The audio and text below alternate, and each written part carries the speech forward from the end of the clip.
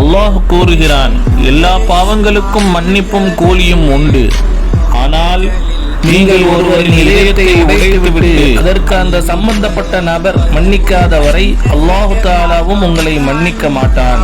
சாதாரணமாக ஒரு மனிதன் செய்யும் துஆவை விட பாதிக்கப்பட்டவர்களின் துஆ அல்லாஹ்விடத்தில் மிகவும் முக்கியம் வாய்ந்தது.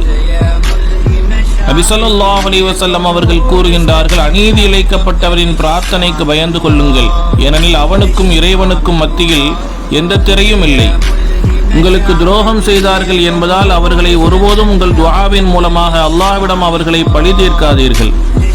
அவர்களை அல்லாஹ்விற்காக மன்னித்து விடுங்கள். நம்மால் ஒருவர் கூட நரகத்திற்கு செல்ல நாம் ஒருபோதும் அனுமதிக்க வேண்டாம். நீங்கள் மற்றவர்களின் பாவத்தை மன்னித்தால் அல்லாஹு தஆலா உங்களுடைய பாவத்தை மன்னிப்பான்.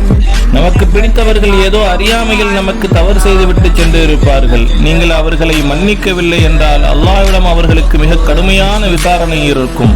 அதனால் அவர்களை மனதார மன்னித்து விடுங்கள்.